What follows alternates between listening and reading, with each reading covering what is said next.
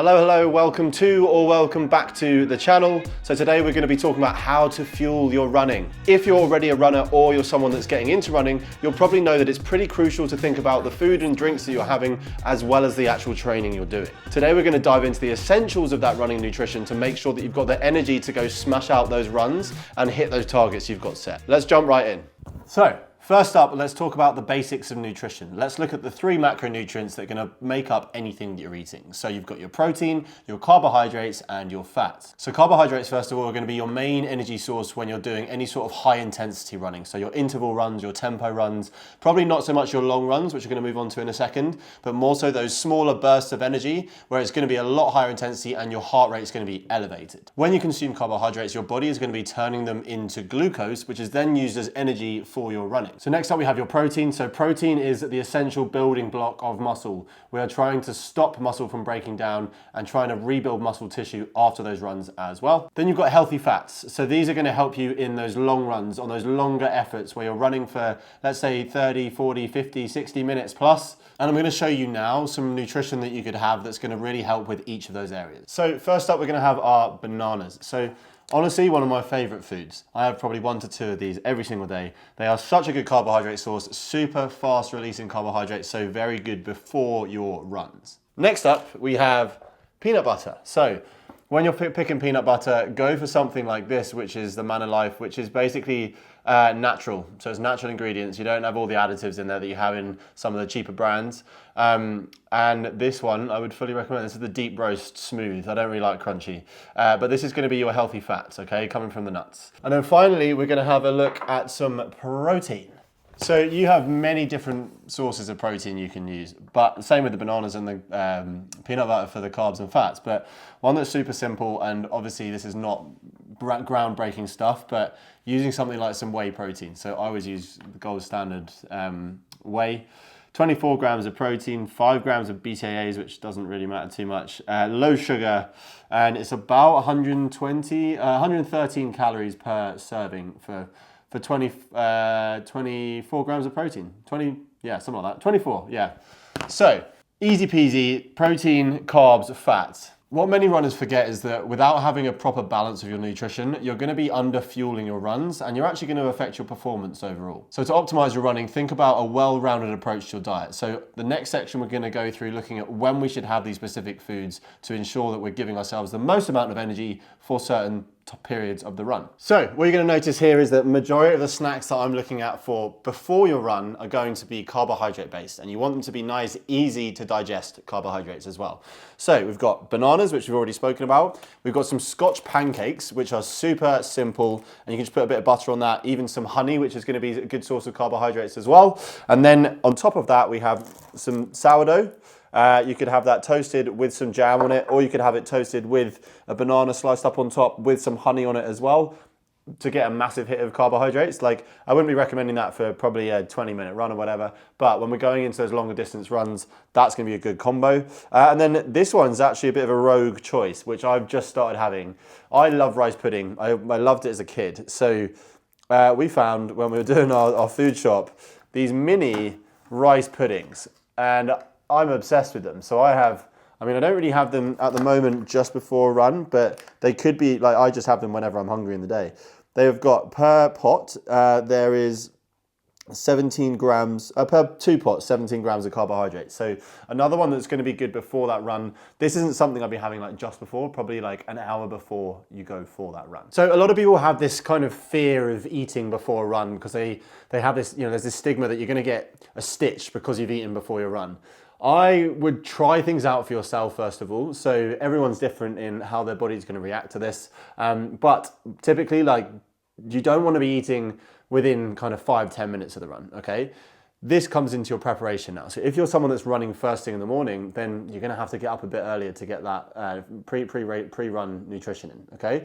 So probably looking at 30 to 60 minutes before the run. If you're running later on in the day, that makes things a lot easier to ensure that you're getting the carbohydrates in before you get to that run. Okay, now on the flip side to all of this, we now need to think about, and this guy, now we need to think about that post-run recovery fuel as well, okay? This is where our protein comes in. What this is gonna do is, firstly, it's gonna help you to get through to that next meal. So it might be that you run at 6 a.m. and then you get back at 6:45. You're not necessarily gonna have breakfast straight away. You need to get ready for work. So you end up just having something super quick, super easy. And then you have breakfast at like 9 a.m., 9:30, something like that. Something that you need to remember as well is that when we're thinking about someone that is running a lot, you're typically going to be eating more than the standard person because you're burning a lot more fuel in general and a lot more calories than your average person, okay? So when I say having something before your run, then something after your run, and then having breakfast, I personally would say that's not out of the normal whatsoever, okay? You need to think about fueling your body correctly. If you've got the view that, you know, this is too much food, then give it a go and see how you get on, because I won't promise you, but I'll say that I have a high chance that you're gonna feel pretty good if you're getting this much fuel in around your running. Okay, so post-run, keep it nice and simple. So a smoothie is gonna be a go-to here, right? So we've got the smoothie shaker, grinder, smoothie cup, whatever you wanna call that thing. Then we've got some milk. I haven't got much left, but it's enough for a smoothie. Then we have some oats, okay? So I'd be looking at probably having like 30 to 60 grams of oats in here. Then we have potentially some peanut butter just to get those fats in there. Then we have our beloved bananas, okay? So they're going in to get some nice carbohydrates. Then we have your protein powder, okay? So this is gonna give you a nice mix of different foods, different food groups, different macros in there, so that we're getting some carbohydrates from here. We're gonna get some protein from here, fats from here, protein and yeah, mainly protein from here. And that's just to bulk it out a little bit and to get it smooth. And then carbohydrates from here. So you'll notice that there's a nice blend, okay? I'm not someone that's kind of in the camp of have a little bit of protein and that's it. We are replenishing, we are restoring your body. So give it what it needs. Okay, so now we're gonna be planning out a longer run. What are you gonna use for nutrition for before, during, and after that run?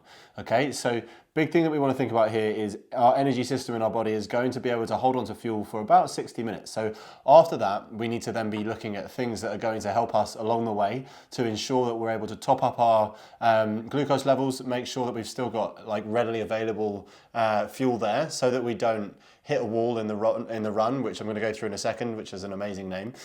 So first thing first, we want to be making sure that we are just keeping in a good level of carbohydrates. So every 45 minutes or so in your run, you want to be looking at consuming something like this. So I've got two different types here. One is by Precision Fuel and one is by SIS. So I used to use these all the time and then didn't really find they did a great deal.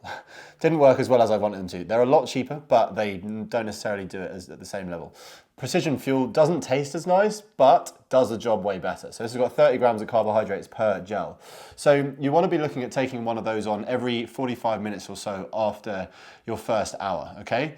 I typically will do this between 30 and 45 minutes, and then you can start to see how you're feeling, but the better thing to do is to be able to fuel up and be proactive about it. So if you're getting to, you know, an hour and a half, 2 hours into a run, and then you're starting to go downhill with everything, that's where you know you've probably left things too late. You're getting cramps in your legs, you're getting stomach troubles, your energy levels are just through the floor and you don't feel like you can continue.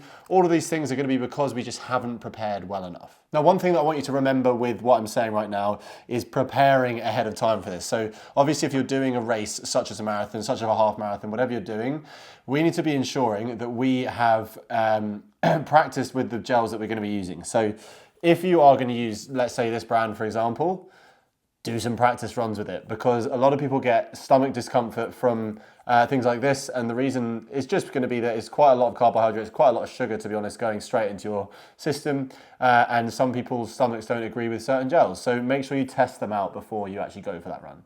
Okay, so next up we have bonking. So this is one of my favorite words. Obviously different meanings to it in different contexts.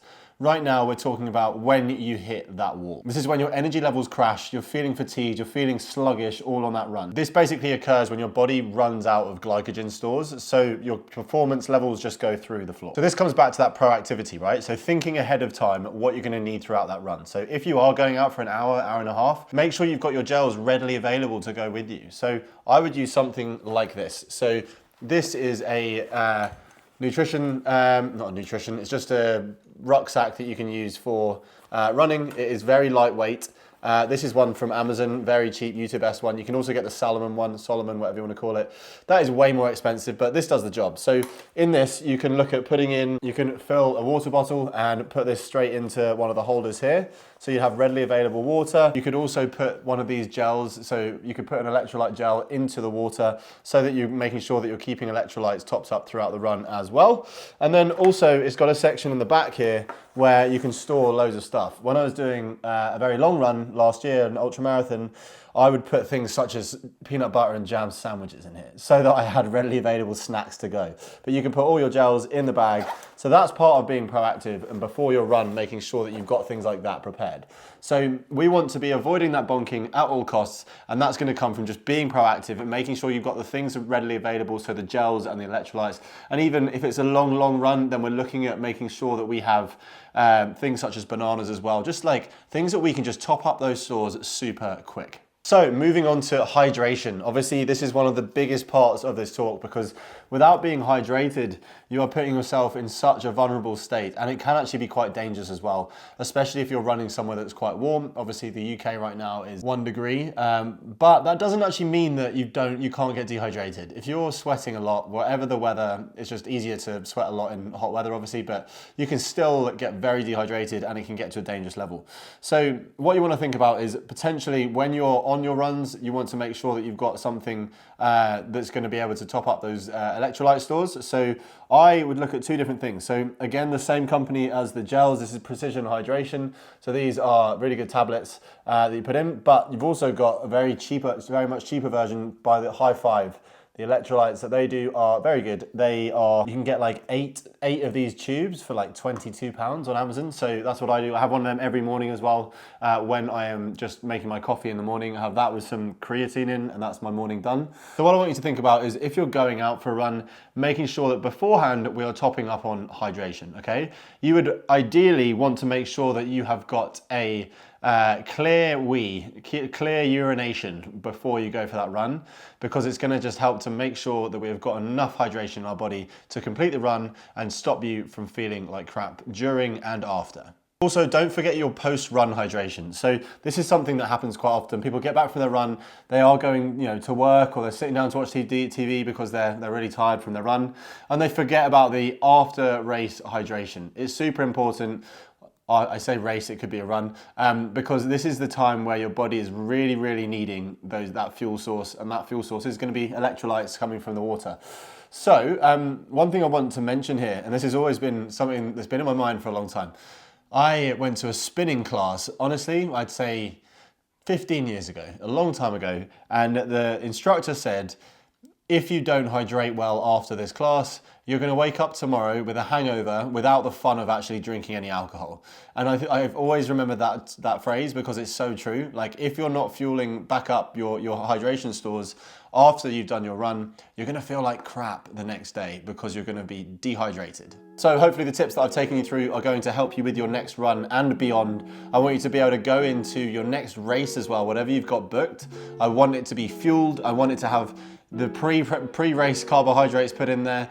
If it's a long run, then we need to make sure we've got those gels in there. And then afterwards, making sure that we have got a sufficient amount of hydration, and also taking on that post-workout meal as well. I hope you've enjoyed today's video. Please subscribe and like this video so you can see more content from myself. Have a great day.